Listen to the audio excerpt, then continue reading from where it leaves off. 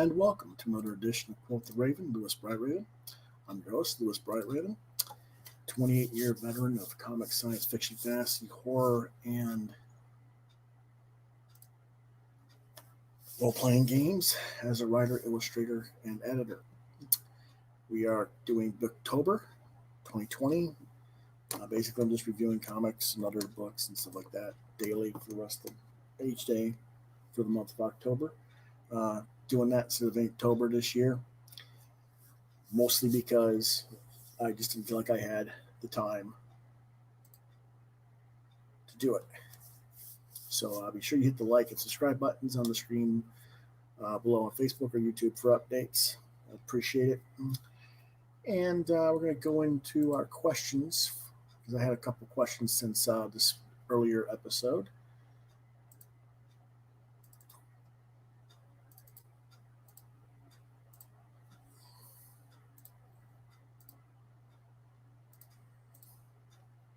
Our first question is, wow, you really tore up that Pit comic. You must really hate Dale Keown or something. Why do you and some others find joy in tearing down creators? From Bill W. Bill, I do not enjoy tearing down creators. And I have nothing against Dale Keown at all whatsoever. Dale's a decent enough fellow. He does good work. That particular work was not his best. That's all. Um, I think at that time in his career, he was very popular for his Hulk run with Peter David. We had a strong anchor in Mark Farmer that made him look a lot better than when he was inking himself on Pitt. And I think he was also trying to find a new look a little bit because he wasn't really into the style that he is now at that time. He was more of a John Byrne, Alan Davis type influence. And when he started doing Pitt, he started doing the cross-hatching techniques that were popular from Scott Williams inking over Jim Lee and what was going on with Top Cow at the time, leading into Top Cow at that time. And it took him a few years to really develop a groove and get into the style that was really his own that he's become known for now, which I think is a much better style than what he started with on Pitt. Also, I just don't think he really had that great of an idea of the concept, and I don't think the writer did him any favors. The guy's name, Brian Houghton or whatever his name was, didn't think he was that good of a writer. So that's all that's about. But certainly, I know what you're trying to get at. There's a lot of people out there who do attack the writers and artists and attack comics, but that's not what I normally do. But sometimes it's just a bad book. You just gotta say it's a bad book. Okay. Mm-hmm. Our next question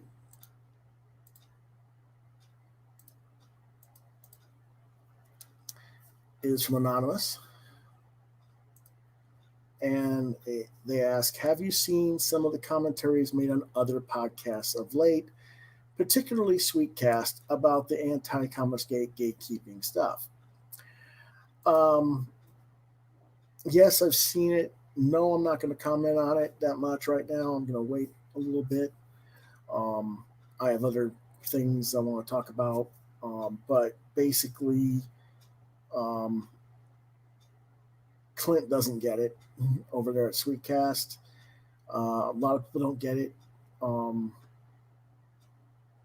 They seem to think that it's either jealousy of the success of the certain members of Comicsgate, or that it's political, or some other thing. And really, all it is what it's always been in our industry, and that's we have a very insular but segregated community. We're like a junior high or high school cafeteria that has the little cliques of who gets along with whom, and everybody picks on everybody. And that's just the way it's always been. I'm not saying it's a good thing. I'm not saying it. I don't know if it can be corrected. I think it's part of human nature, I guess. I don't know, but they need to stop pretending like this is something new. They need to stop acting like they're victims. They need to stop whining and they need to stop turning around and picking on other people because they do it a lot themselves. So um, that's what I have to say about that for that part. But I'll get into that at a more extended historical review of it and a future edition of the full regular weekly show. Okay? So those are our questions for tonight. So if you have a question, you can email them to quotheravenlbr72@gmail.com. Subject QTR questions. Please indicate whether or not you want your name and locale read on air.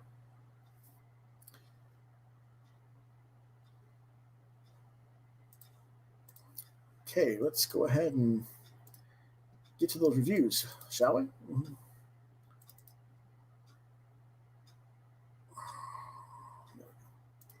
Now, tonight's going to be a little bit of an indie fair. It just happened to be what happened when I got the books put up tonight. First book is Labor Force number 4. It's $1.75. Blackthorn Publishing. I got for $1 in the dollar bin. Writer is Greg Swan. Penciler is David Ammerman. The inkers are James D. Pasco for the figures and Sue Deigel for backgrounds. Hope I spelled that last name right. Might be D-A-I instead of D-I-A. But anyway, it's an adventure genre. It was released originally in February of 1987. And what it's about is the group of costume adventurers are traveling through the jungles of wet Taxa with over 113 species that are hostile to humanoids. In other words, it's the savage land of the Marvel Universe. Nothing particularly memorable about this particular story, but it's not horrible either. The primary reason I got this book was for this cover that you see here by Ammerman and Pasco, because I was like, when I saw this book, oh, so this is who or what Rob Liefeld was ripping off of when he designed Cable. Wink, wink, nudge, nudge. Anyway, it's recommended for 13 and up, and I give it 3 out of 5 stars. Let's take a look at the art. This is Ammerman with James Pasco doing the figures and the backgrounds by Sue Deigel. I think it's pretty cool looking stuff overall.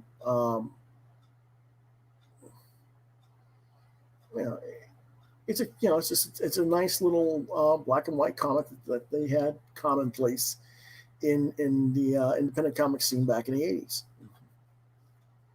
There's some good illustrative work here. The anatomy's strong. Just generally decent book. And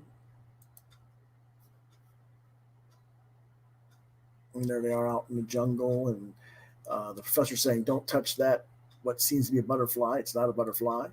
That thing sheds wings on contact and bores through the skin and then rides the bloodstream until it lodges in your brain." Not exactly fun times, is it? So, but overall, it's a nice little book. Didn't mind it at all. Our next book is Of Myths and Men, number 1, $1.75, also from Blackthorn Publishing. The creator is Tim Tobolsky. The genre is fantasy and superhero parody, and it was released in January of 87. And what it's about is this book features 3 stories: Pentagram 5, The Super People, and Kelly Darklighter, Paranormal Investigator. Pentagram 5 is not very well done, in my opinion. It's a pseudo-magical fantasy world, but he doesn't draw the story very well. A lot of things is figures and blank empty space, and all of his line art is uniform looking, so there's not much to look at in terms of depth perception. You really don't know what's going on because there's no background to tell you, give you hints of where things are happening and what's going on. With the Super People, Tobolsky does a lot more with it. It's a lot more effort into it. It looks really nice. And the Kelly Darklighter story is somewhere in between the two artistically. If the entire book looked like the Super People story pages, then I would probably given the book a 3.5 or even a 4, but because the other 2 stories are such a letdown artistically, comparatively, and it feels like we phoned it in, I have to score it accordingly. So I give a readership of 13 and up, and I gave it a 2.5 star rating. Now, this is the first stuff for the Pentagram 5, and this is the best of the pages. And you can kind of see that there's not a whole lot of It's just kind of weird. Where's the backgrounds? What's going on? Type thing here. Um,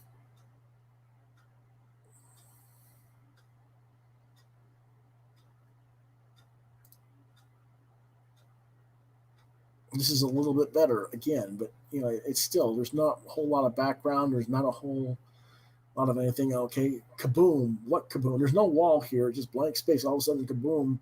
And now there's this big hole that doesn't have any depth perception. It's like breaking. What is it breaking? A line. It's just not very well done, unfortunately.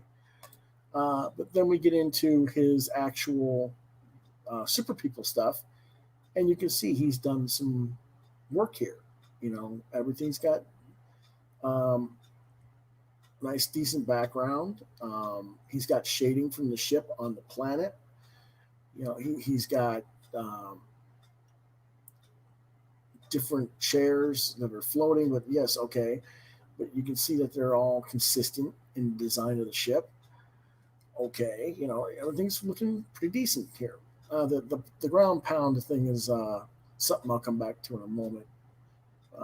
But here's some more of these pages. Here's some background. You actually know that they're out in the mountains somewhere.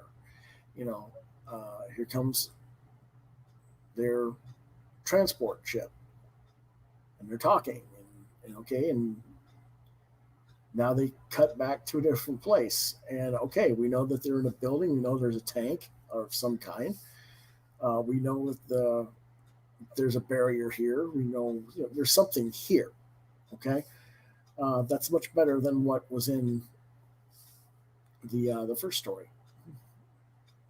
Go back real quick on this ground pound thing. That's a different. This is a commercial for one of their other books, but for people who like to watch another podcast, Cartoonist Kayfabe with Ed Pisker and Jim Rugg. This is the kind of, I always hear Jim Rugg complain about Blackthorn Publishing. I'd like to hear what he has to say about some of these kind of books with this, because to me, this looks like it's right up his alley, and him and Ed would love this kind of stuff. To me, maybe I'm wrong, but it just seems like that's what it would be, his thing. But I don't know. Let's go ahead and go on to the next thing. But Tobolsky is still around, but his art style has evolved a little bit, quite a little bit actually. As you can see here, the comics was done in '87. These pieces were done in 2006, and his work reminds me of Doug McCoy and Phil Foglio. Phil Foglio, I'm trying to think of where you guys might remember him from off the top of my head. I know he did a lot of Magic the Gathering art, but I'm trying to think of his actual story work that you guys might remember.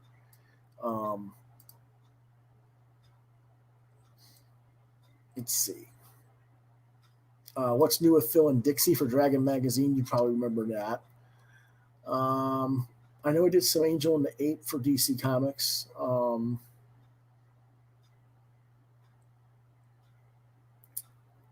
trying to remember.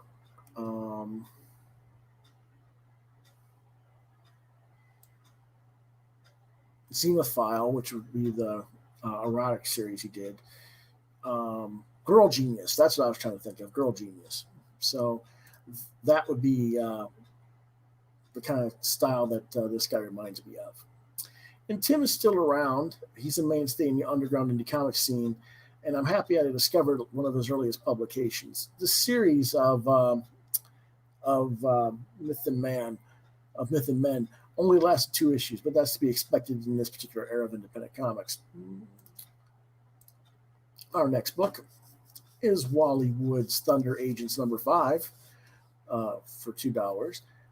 It was published by Deluxe Comics. I got it for $1. The dollar bin at my local comic shop. The writers are Roger McKenzie, Keith Giffen, Tom and Mary Beerbaum, David Singer, and Anthony Pereira. I probably slaughtered that last name.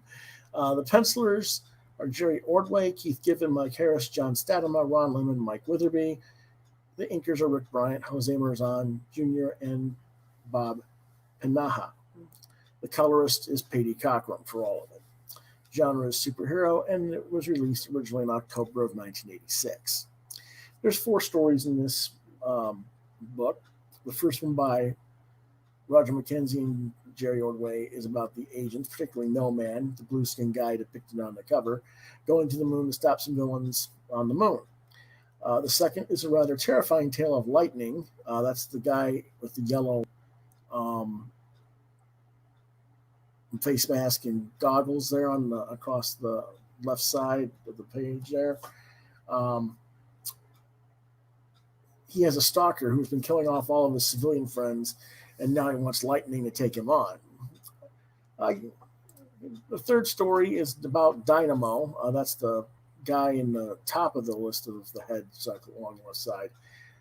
Dynamo's kind of got this power belt that gives him certain powers. He's going to a costume party dressed as Superman, only they changed the S to an 8 and claim it's not Supes for legal reasons in the story. And he has these little side adventures trying to get to this costume party where he uses his powers that emulate those of Superman. And what's funny is that while they're scared to have him dressed as Superman and have to change the logo of the costume, they have Wolverine from Marvel in the story playing this day without a mention of apologies or concerns to Marvel. Talk about weird. The last story has Dynamo trying to rescue a woman from the future from what appears to be a dangerous gorilla alien, only things aren't quite what they appear to be. Overall, it's a really nice package. And I have read others in this series, and I wish I had a complete run of the Thunder Agents from Deluxe because it was really well done series. I recommend it for ages 12 and up, and I give it 4 out of 5 stars. Let's take a look at some of that art. This is the On the Moon storyline with Jerry Ordway doing the art.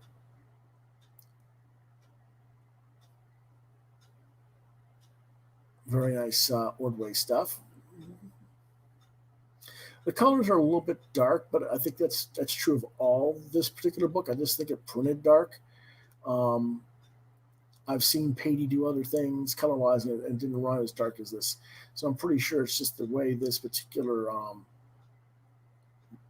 print run printed. It printed a little bit of a red shift, I think.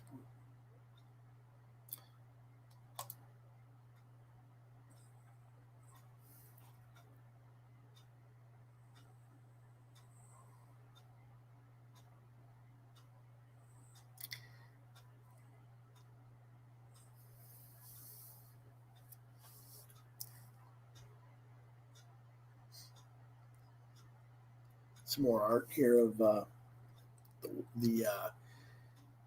No Man on the Moon story.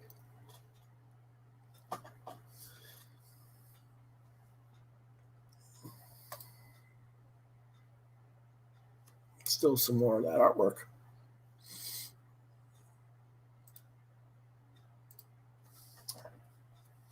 I'm going to pull it out because I didn't scan all of it, and I probably should have. I just didn't have time. This is part of the artwork for the Lightning story by Keith Giffen. Keith draws it, and it's inked by Bryant, I believe. Yes, Rick Bryant.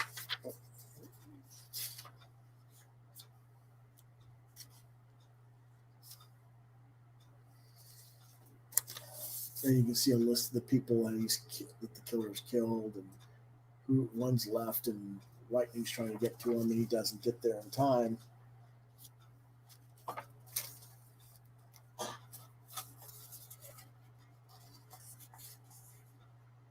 Hey, superhero, what does it take to get your attention? You know, I thought you were a friend. Now that I've wasted all your friends, how about you come find me? See you soon, XOXO / or XOXO Sev, and then would be continued next issue. And this is the storyline here. As you see, it's not an S, it's an 8. It's kind of silly. It's a cute story in here. Like I say, he does certain things. He stops a bank robbery. He pulls the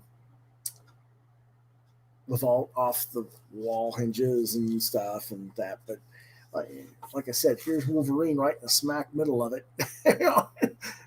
You can't have Superman. You got to have an 8-man, but you can put Wolverine in there and not have anybody worry about it. It's kind of funny. But overall, 4 out of 5 stars. Let's go ahead and go to our next book. And that is Villains and Vigilantes, number 2, $1.75 cover price. Publisher is Eclipse Comics. The writer, co-plotter and writer was Jack Herman. Co-plotter and penciler was Jeff D. The inker was Patrick Zerker, who later went on to do quite a bit of Lost. It's a pretty good career as an artist. Colors by Rick Taylor. The genre is superhero, and it was released originally in March of 1987. That is a cover by 80. I know it says 86, but it was released in 87. What it's about. Newbie heroes Shatterman and Condor. I think you can tell which one's Condor. Shatterman's the one that's getting flambéed there in the front there. They have traveled to interview for joining the superhero team, the Crusaders. Unbeknownst to them, the Crusaders have been defeated by a cadre of villains who are now in control of their citadel. When the duo go to put their belongings in storage after they've been basically blown off for interviews, they are attacked by the villains Bull and Manstar, and Manstar is the guy shooting the frying there. Shatterman, and of course, Bull is the guy fighting as well there. And they get into a fight, and all their stuff at the storage facility gets destroyed, including their hero licenses. Oh boy, the police are going to have a field day with this. Meanwhile, some of the other Crusaders who have worked at the Citadel when the other people got defeated and captured have realized that their comrades have been taken, and they sign Condor and Shatterman up as Crusaders to aid in their rescue. Recommended for ages 10 and up, and I give it 3 out of 5 stars. Now, the reason I got this book when I went and picked it up for $1 out of the dollar bins was because I'm more familiar with these role-playing game art, and I wanted to see how he did comics because way back in the 90s, 93, 94-ish, my friend Bob Nugent Jr., creator of Interdimensional Task Force comic, used to get super PO'd at me because I would always compare his work to Jeff D's.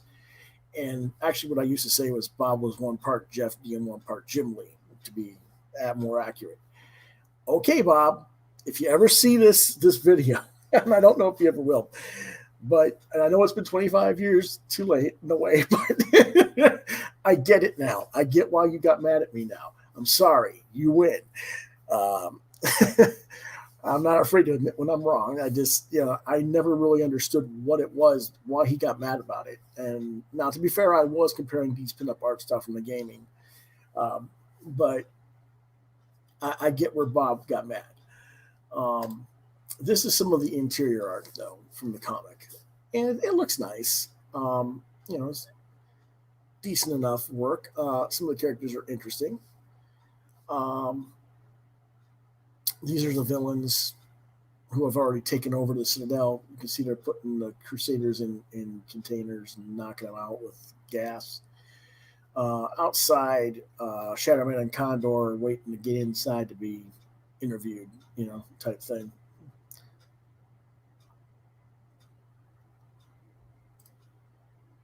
And this is where they are at the new public storage facility in Indianapolis, Indiana, and they go ahead and start putting their stuff in there, and they're going to actually live in the storage unit while they're waiting to get their interviews. And here comes Bull to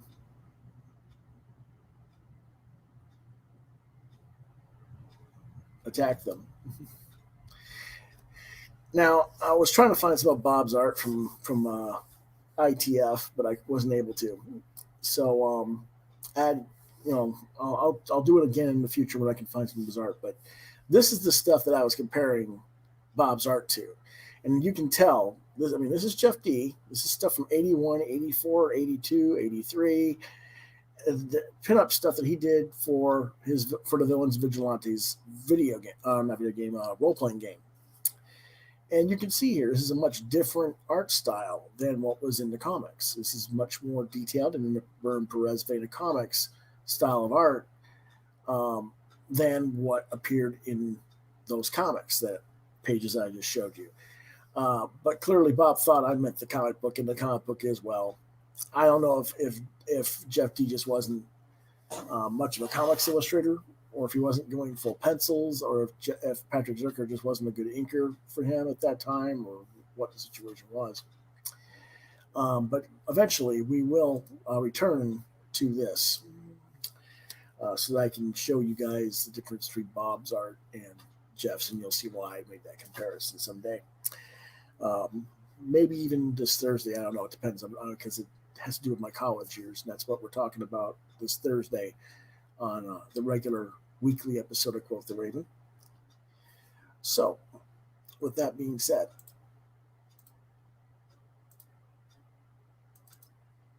that is our reviews for today.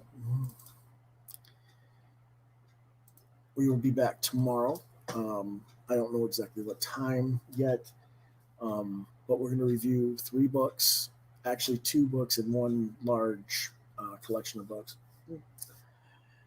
And that will be Guardians of the Galaxy Mother Entropy, Battle World Thor's #1, and the EC Archives Vault of Horror, Volume 1, which has the first 6 issues complete. So that will be what will be reviewed tomorrow.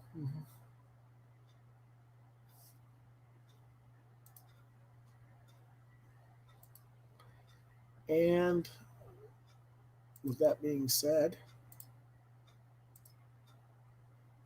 I will bid you all. If you have any questions, you want to reach me, contact me.